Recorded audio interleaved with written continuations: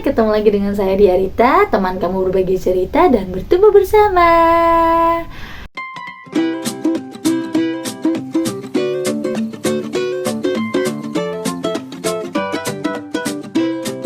Oke, kali ini aku pengen cerita tentang ucapan-ucapan yang sering diucapkan, yang pernah sering kita dengar atau bahkan kita ucapkan, yang seperti ini. Jangan bikin anakmu bergaul sama dia, nanti bisa ketularan. Atau ada yang pernah berucap seperti ini, jangan dekat-dekat dengan dia, nanti anak itu bisa memberi pengaruh yang buruk untuk anakmu. Atau, aduh gak nyaman banget sama anak ini, suka gangguin anakku, mendingan dia sudah kelas khusus aja, atau dia di sekolah ABK aja. Nah, bagi ibu-ibu, bapak-bapak, atau teman-teman yang belum tahu, sebenarnya sekarang pemerintah sudah mewajibkan ya untuk anak-anak berkebutuhan khusus boleh dan bisa diterima di sekolah umum swasta biasanya, itu dengan kondisi-kondisi tertentu, dan memang sudah berdasarkan observasi terlebih dahulu ya, karena memang hak setiap anak adalah mendapatkan pendidikan yang layak dan setara, betul kan? Nah, yang kita mau bahas di sini adalah apakah benar anak-anak berkebutuhan khusus itu memberi pengaruh yang buruk atau membuat anak lain tertular. Ini yang mau aku perjelas, bahwa anak berkebutuhan khusus atau anak autis itu bukanlah sebuah penyakit. Nah, perlu diketahui bahwa autis itu adalah sebuah gangguan perkembangan yang memang dipengaruhi oleh kondisi sarafnya gitu ya, atau ada kondisi lainnya, dan membuat mereka terhambat dalam hal komunikasi sosial, kognitif, perilaku yang seperti itu. Tapi bukan penyakit yang membuat dia bersentuhan lalu tertular, bukan. Tapi kenapa anak kita atau anak-anak lain yang umumnya bergaul dengan anak autis ini seolah-olah kesannya seperti memberi pengaruh yang buruk? Karena satu, anak-anak adalah peniru yang ulung. Jadi anak-anak yang dalam proses belajar, dalam hal bersosialisasi, memang pada umumnya meniru apa yang dilakukan oleh orang-orang di sekitarnya.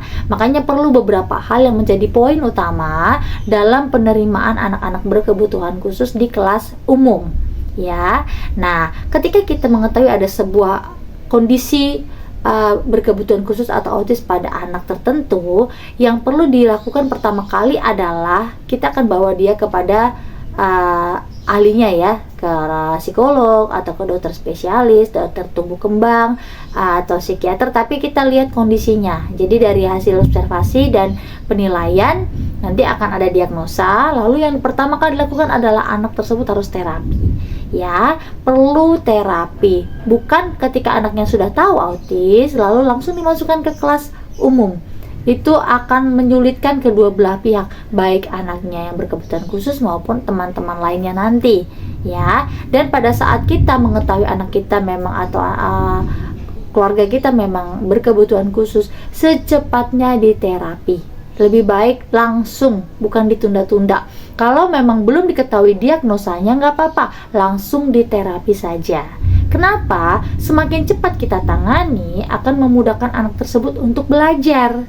Jadi semakin banyak dia belajar dan terapi, maka akan semakin siap dia ketika dia bersama-sama dengan orang lain untuk berinteraksi. Kayak gitu ya. Nah, ketika nanti anak tersebut sudah dapat rekomendasi untuk masuk ke sekolah umum ya, dan memang itu sangat baik buat anak-anak berkebutuhan khusus karena mereka harus belajar kan untuk bersosialisasi. Kalau dia hanya diterapi saja dari kecil sampai dewasa, dia tidak akan mendapatkan situasi yang sesuai dengan realita yang ada, karena kan realitanya dia kan gak akan melulu sendirian kan, dia memang harus berinteraksi dengan orang-orang lain. Tapi apakah harus mengorbankan anak lain? Tidak. Makanya ada kondisi-kondisi yang perlu disesuaikan. Yang pertama, setelah terapi anak pasti akan belajar dan mulai bisa menyesuaikan diri. Nah, yang bagaimana dengan anak-anak umumnya? Itu akan membantu mereka untuk menumbuhkan rasa empati. Dan ini perlu diketahui ya, bukan berarti anak-anak pada umumnya itu sudah menjadi anak-anak yang perfect, tidak pernah melakukan kesalahan, atau mereka memang tidak pernah salah ya. Karena terkadang karena mereka tidak terbiasa bertemu dengan orang-orang dengan berbagai karakter, itu akan membuat mereka tidak pandai untuk mengelola emosi atau menyelesaikan sebuah permasalahan, mencari solusi sendiri. Ya kan? Dengan adanya anak-anak yang digabungkan dalam beberapa karakter, tapi tidak dengan rentang yang terlalu jauh ya. Artinya kondisi anak-anak autis ini masih bisa istilahnya setara gitu ya kan, karena yang kita lihat bukan setara umurnya, tapi bagaimana kemampuan kognitifnya gitu ya, dianggap setara dan mampu bersosialisasi. Nah, kalau memang dirasa anak ini bisa mengikuti, maka itu akan sangat baik untuk kedua belah pihak. Di satu sisi, anak kita melihat berbagai macam karakter orang, bahwa memang realitanya tidak semua orang harus seperti yang dia inginkan, itu ya. Dan yang kedua, dia belajar memahami bahwa orang-orang itu memang berbeda.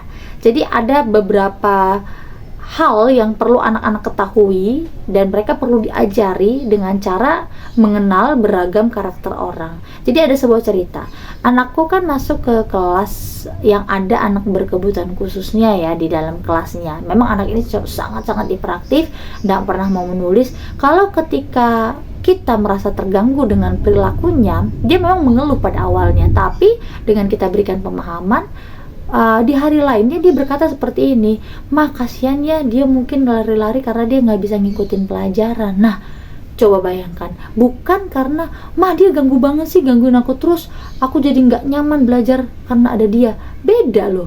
Kenapa? Karena dia sudah diberikan pemahaman bahwa memang ada anak-anak yang seperti itu, dan kita memang nggak bisa memaksakan orang lain harus seperti yang kita mau. Tinggal kita yang menyesuaikan diri saja. Kalau dia tidak mengganggu kita, kita juga tidak perlu mengganggu dia. Apa yang bisa kita bantu, kita lakukan untuk membantu dia. Jadi pemahaman-pemahaman itu perlu diberikan kepada anak-anak kita. Dan untuk anak-anak berkebutuhan khusus pun, mereka jadi semangat gitu loh. Jadi tidak apa-apa dikucilkan, apa-apa dijauhkan. Jadi nggak usah bergaul sama dia, dia aja tidak punya teman. Bagaimana cara dia belajar, ya kan?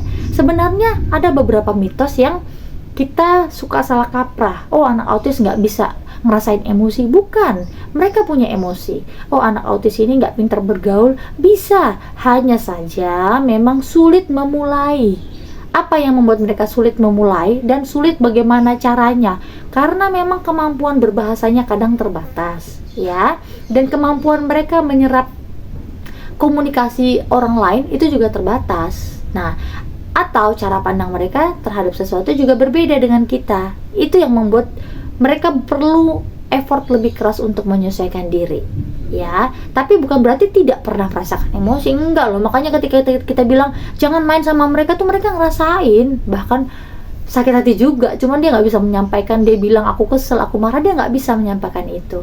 Makanya perlu bantuan dari kita untuk kita coba bagaimana mereka belajar meniru, karena anak autis itu sebenarnya bisa meniru. Dan kalau mereka sudah belajar dari proses meniru tersebut dan kita berikan template yang bagus, contoh yang bagus, maka mereka juga akan melakukan hal yang sama. Misalnya ketika dia melihat orang lain bilang permisi gitu, dia melihat dan dia akan meniru. Akhirnya dia punya kebiasaan yang baik. Bukan justru jangan deket-deket sama anakku, nanti anakku jadi ketularan. Nah, bukankah lebih baik anak kita yang kita berikan pondasi yang kuat sehingga memberikan pengaruh yang baik buat mereka, iya kan? Bukan berarti kita harus menjauhkan anak kita dari orang-orang yang berkebutuhan khusus. Gak usah bergaul atau bergaul aja sama-sama, enggak. Tetap ada batasan saja. Artinya gini, setahu saya ketika kita lagi ngajar dan kita mengamati, karena kan ada beberapa murid yang kita gabungkan ya, kalau mereka tidak digangguin, mereka tidak akan mengganggu. Dan biasanya ada perasaan tidak nyaman yang menjadi dasar mereka misalnya melukai orang lain atau menyerang orang lain. Contohnya ya, ada yang mungkin diejek-ejek atau dicolek-colek atau diajak bercanda, dan bagi mereka tidak tahu konteks bercanda itu yang seperti apa. Apakah dia pikir, oh ini bercanda nih, pukul aku, berarti aku pukul dia juga boleh. Dan dia punya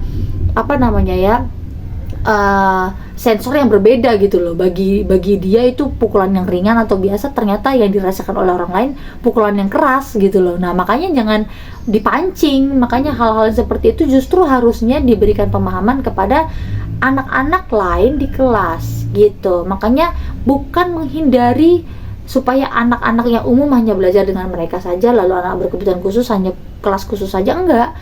Ketika usia tertentu dan ketika anak tersebut siap, sebaiknya bukan di usia yang dini ya, lebih baik memang di atas usia 7 tahun. Ketika sudah usia 7 tahun ke atas, anak-anak umum atau anak-anak normal itu mempunyai kemampuan kognitif yang berpikir secara abstrak. Berpikir secara abstrak ini artinya dapat membayangkan sesuatu di luar apa yang dia lihat saat ini gitu.